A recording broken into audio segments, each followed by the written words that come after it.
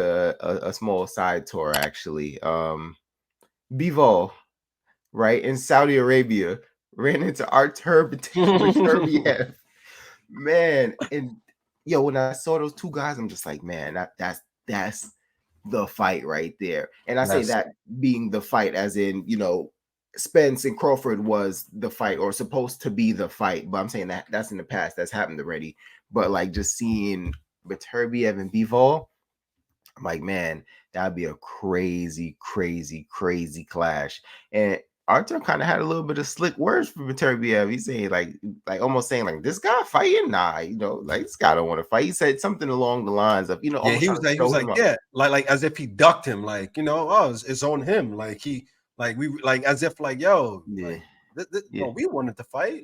This guy's just, he's trying to insinuate Bivol didn't want to fight him, Yeah, which is shocking because neither of them are big talkers. They're more so let's just get down to the business kind of guys. Because Bivol really didn't have a rebuttal, but I don't think that's anything about like being scared or anything. I just don't think they're big trash talkers. You know what I mean? But when you saw them come face to face, what was your first thoughts? I ain't gonna lie. When I first saw them come face to face, I was like, oh, this is what we need, because this is the fight for undisputed at that weight class. These are the two best fighters at that weight class, right? Bivol has 1 belt. Arthur has 3, right? And when we got to see the fight happening. Arthur's stopping everyone, right? A dangerous fighter, everyone.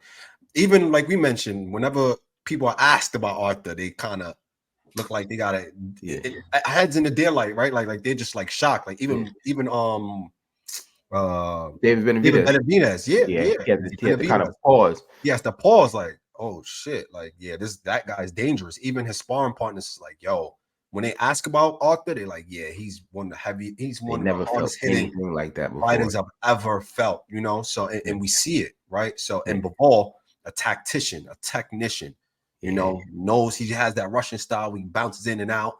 He gets some stoppages as well, but he's more well-rounded. He'll just outbox you. He can outbox you, right? But fighting someone as Arthur, and they're not like significantly, they're similar in size and they're similar in height and stature as well. So that's going to be an exciting fight. My money's probably on Arthur, though. I ain't gonna lie. The way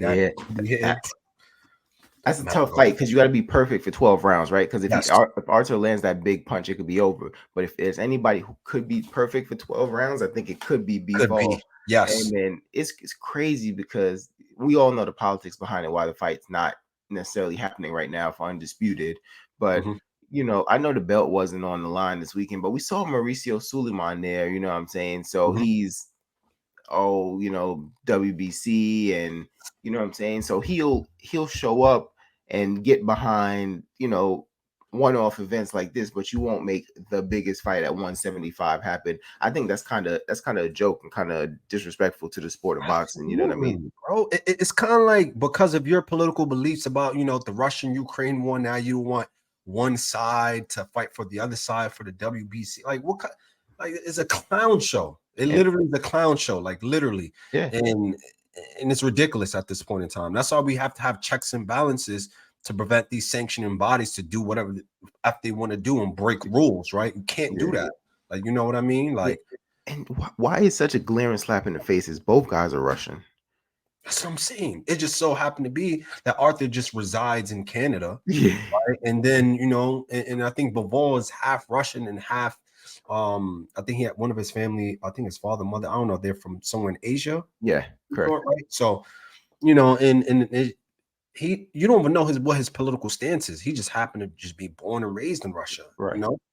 Like, come on. Like, and I mean, I'm not gonna make this show about, literally. Yeah, I'm not gonna make this a show about politics, but with like all the wars and stuff breaking out in the world, are you gonna have this consistency? Exactly. You want to have the same energy? You know what I'm saying? Or is this just a standpoint you're taking because you have some other kind of motives at hand? I think it's really strange, you know what I'm saying? And I wish they would just, because now I don't think any of these guys will lose their next fight, but we just don't want anything to get in the way of the fight that we want to see. Just let them fight for undisputed. Exactly. They deserve it. The fans deserve it. Give the sport of boxing what the sport needs. You know what I'm saying?